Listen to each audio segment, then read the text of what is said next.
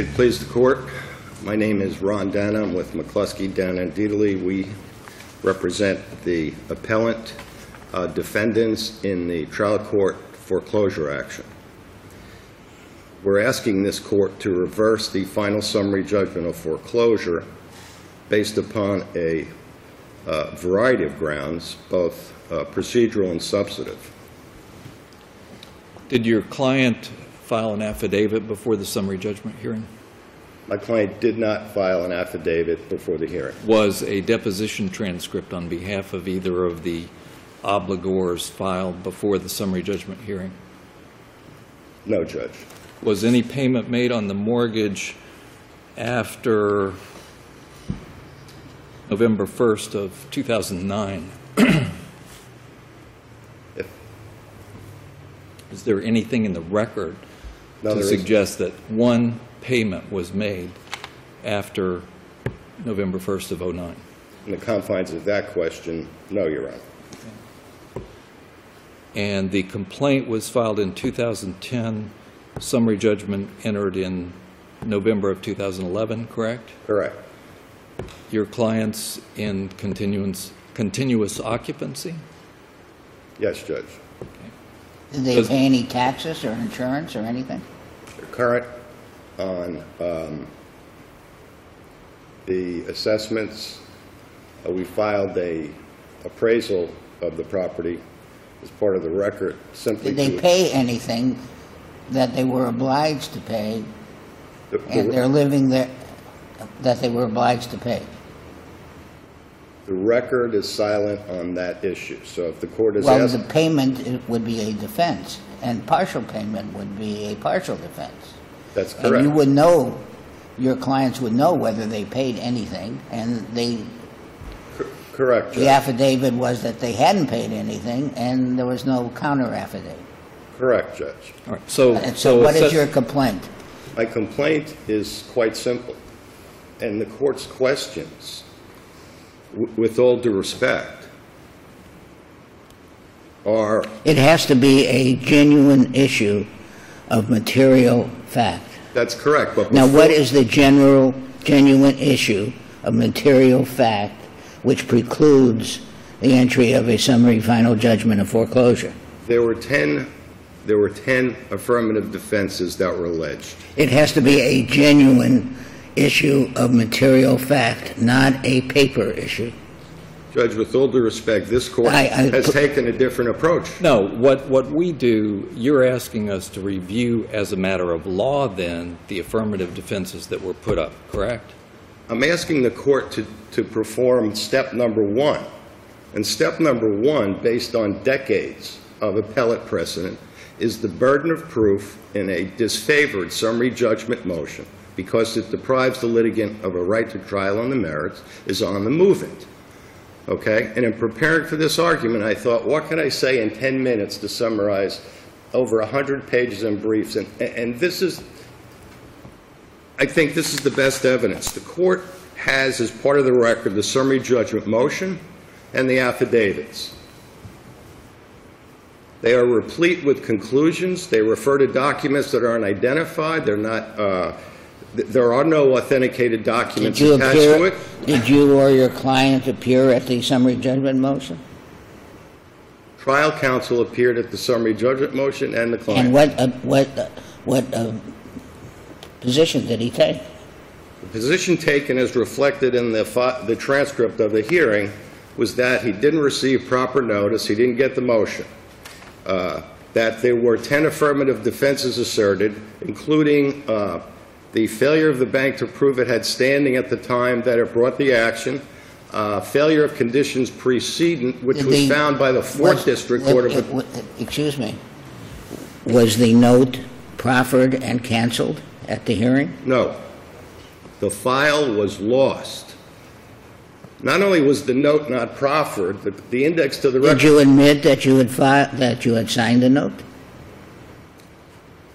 The complaint, the answer... Did you admit that you signed the note? No. Is there any issue by way of affidavit, deposition, anything else that you didn't sign the note? Your clients didn't sign the note? There is not, Judge, but let's talk about the missing documents a second. The clerk's office apparently misplaced part of the record. Is that what you're referring to? Yes, Judge. Okay. Now, to whose detriment does that redound when you're the appellant with a burden of proving error below, and there is a mechanism to reconstruct the record? Is there a reconstructed record in the case? Other than in the trial court level, there was no action filed to reconstruct the record. Okay. So we don't, so far as the record indicates from the docket entries, the original note was filed. The original docket indicates a note and original mortgage was filed. It does not say that the original note was filed. The court specifically looks at the docket entry. It says the note and original mortgage. But, Judge, the questions from the court seem to imply that the court has already reached a point where it's determined that the motion and affidavits were legally sufficient to shift the burden of proof in the first instance. That's one of the issues that you raised in your brief, and so, of course, we did a thorough analysis, as we always do. You are on dangerous ground. This is very close to frivolous. You are asserting affirmative defenses for which there is nothing that I can see in this record. There is an opinion by Chief Judge Wells which suggests that if these assertions continue, that appropriate remedies may be taken. The court has the greatest of concerns for homeowners generally. But when we see a record like this one, paper defenses, one thing after another, it's hard to see merit in any single argument that you have raised, sir. Your Honor, in the Frost versus Regents case, which originated out of the 4th DCA, okay, we represented the homeowner in that case. Judge Colbath at the trial level granted summary judgment, notwithstanding that there weren't affidavits filed, but there was an affirmative defense that wasn't negated. The 4th District Court of Appeal reversed based on that ground. Judge, the affirmative defenses, which Your Honor refers to as paper, were alleged. The burden to disprove them based on case law lies with the movement. They couldn't have possibly done that in this case, Your Honor, because if the summary judgment motion that they filed in 2010 was the motion that they were relying on in this case, it was filed before the answer in affirmative defenses, which, based on established case law, then increases that burden. What is your best affirmative defense that has not been countered in this record? Give me one, if you will. Truth in lending violation. I have cases that were cited in my brief that found that they are meritorious affirmative defenses. Improper notice. I mean, at the hearing, in the reply to the affirmative defenses, the trial judge asked bank counsel, did you send the notice? He said, yes, Judge, here's the letter. Well, Judge Schwartz, you reversed the case recently because a letter wasn't properly authenticated based on a Bafulco case. So we have an unauthenticated letter regarding a material condition precedent that wasn't part of the admissible evidence before the court. Standing. This case, assuming the court accepts the note and the allonge attached to it, has an undated allonge. There's no evidence in the affidavit to establish when this bank succeeded to the rights of the prior bank, which in between was taken over by FDIC. And until that happens, and I quite candidly, I'm surprised that the courts of the view that this case borders on meritlessness, because until those things are satisfied, then the cases provide my clients do not have to do anything. Anything else? No, sir. Okay.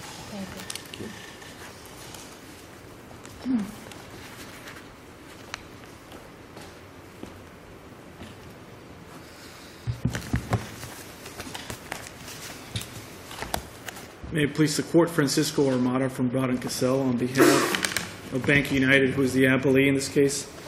I think this Court is correct in its characterization that this appeal is borderline frivolous. The undisputed facts in this case, as presented to the trial court, establish that there was a note and mortgage that were executed by the borrowers. There was no contradictory facts represented via affidavit or any other sworn testimony by the borrowers that contradicts the fact that the note and mortgage were executed, that they were in default, and they stopped making payments back in November of 2009. They've been living in this place without making any payments and have failed to come up with any evidence that contradicts Bank United's case. They raised 6 points on appeal. 4 of them were never raised with the trial court in the first place, therefore they're not even properly before this court and are not preserved. Now the other 2 points, I'm just going to quickly address all of them. The first one was they claimed that they didn't have notice of the summary judgment hearing.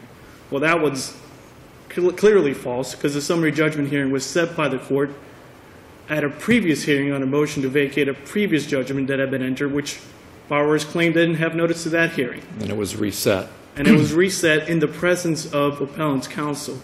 Appellant's counsel had the order with them at the next summary judgment hearing. The court asked... Truth in lending. Will you address truth in lending, please? Yes, Your Honor. The Truth in Lending Act, if we look at the actual defense that was raised in the record, appellants only state conclusively that the Truth in Lending Act was violated.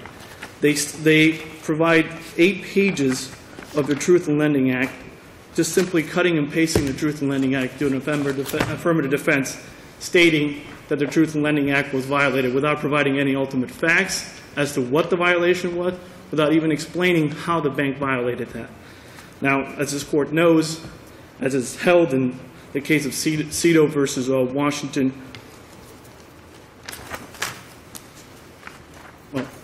that in order to plead an affirmative defense, you have to plead it with certainty, you have to provide ultimate facts, and mere conclusions of law, as we have in the TILA, the Truth in Lending Act affirmative defense, are insufficient to defeat summary judgment.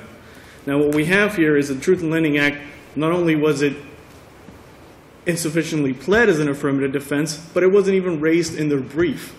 There's nothing in their brief that explains how the Truth in Lending Act was violated, and it's not up to this court to sift through the pleadings to try to find what genuine issue of material fact relating to the Truth in Lending Act is even in the record. Now, more importantly, there's 2 recent Fourth District Court cases that I just want to quickly address that state very clearly that it's the appellant's burden to show error on appeal, that this court does not have to search the record to find genuine issue of material facts, and then simply stating, as they did in their brief, that their affirmative defenses are not rebutted is not sufficient to show error. They have to explain how those affirmative defenses created an issue of material fact. They have been unable to do so in their brief. They were unable to do so in their reply. And when presented with a question by this court right now, they were unable to do so for the 3rd time. What is the response to his point that the original note was never filed, despite what appeared to me to be a notice of filing to the effect that it was? Well, Your Honor, there was a notice of filing. The original note was filed. The clerk subsequently lost the record. However, there's no affidavit and there's no counter evidence that contradicts the fact that that original note was filed.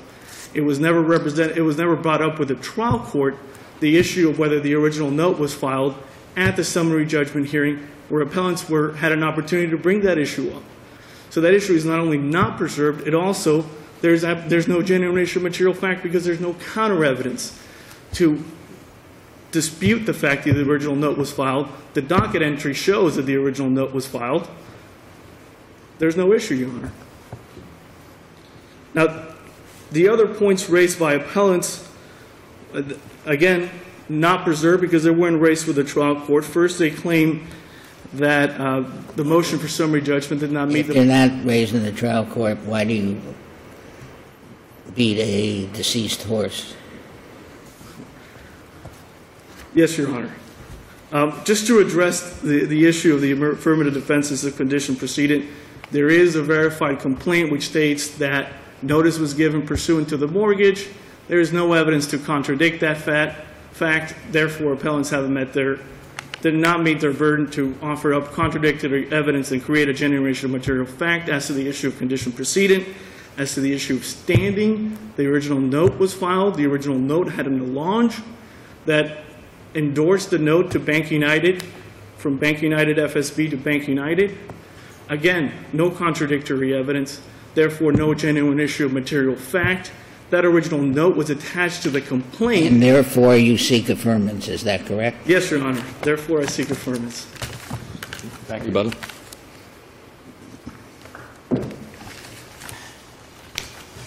With respect to the affirmative defenses, this court, in the decision of Sanchez versus LaSalle National Bank, a decision that was participated in by Judge Lagoa, reversed a trial court judge's sua sponte striking of an affirmative defense, which is described in the position, in the opinion as that under the Truth in Lending Act. In Knight Energy Services versus American Oil Company, the 4th District Court of Appeal very carefully went through a case in which no opposing papers were filed, looked at the affirmative defenses, found that they were sufficient affirmative defenses, and because the movement didn't satisfy its burden, it reversed the summary judgment. And those reviews of sufficiency of an affirmative defense are de novo, correct? Correct. Okay. But, Judge, in this case, an analysis of the transcript of the proceeding, with all due respect, reveals that my client's day in court was over on page 3, line 15, when the judge... What tab are you in your appendix? It's tab 2. Page 3? Yes, Your Honor. My client's case ended. Court asked bank counsel, originals filed? Yes. Numbers correct? Yes. Are the numbers correct in the judgment? Yes. From that point forward, trial counsel advised the court, they hadn't received the motion, advised the court that there was a motion, affirmative defenses were asserted. The judge stated if they haven't been struck, they're still good. He then goes on to state later in the transcript that they haven't been negated, which they couldn't have been because the motion and affidavits were filed the year before. He alleges the standing argument. He complains about the fact that the lawyer at the hearing was giving the judge an unauthenticated letter at that time that wasn't signed, which on its face is insufficient because it didn't provide the 30 days required by... Did the sworn complaint allege that appropriate notice of default had been given? The complaint alleged that all conditions precedent had been given. Okay? But, Your Honor, the verification of the complaint does not serve to prove a summary judgment based on established case law because it's a qualified certification. It was never intended to replace an affidavit that's supposed to comply with the specifics of Rule 1.150. But more importantly, so, and then what did the affirmative defense or the denial of the conditions precedent, which has to be specific? There is. What did it say? What did the defense say? That's what I said.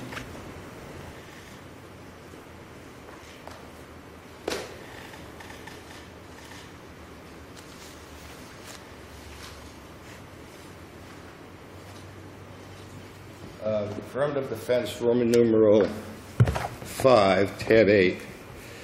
Plaintiff has failed to provide a notice of default and/or acceleration that complies with the notice provision set out in the subject note and mortgage. Affirmative defense number 1 challenges the standing issue. And in this case, that's particularly important because the allonge that's attached to the note was payable, was endorsed in blank, but it's not dated.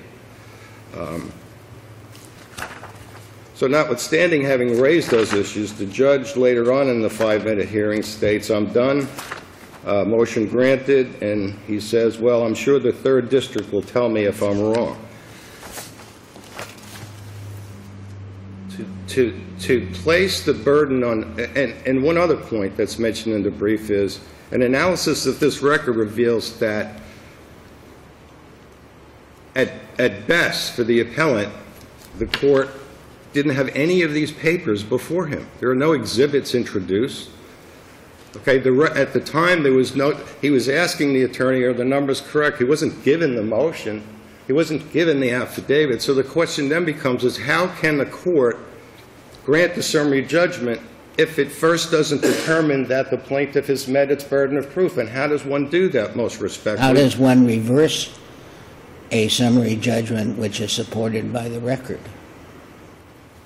Judge Schwartz, I don't believe it's supported by the record, but this is a de novo analysis by the court. Indeed it is. And therefore, the presumption of correctness, as described in cases in the reply brief, is weak.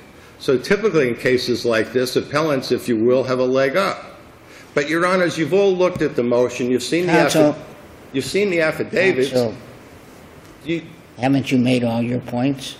I have, Judge. You're in rebuttal, so the Okay. relief you seek is? We'd ask the court to reverse the summary judgment for any one or all of the reasons mentioned in the briefs and send the matter back to the trial court for proceedings consistent with this court's. All right. Thank you. Thank you Thanks to both of you.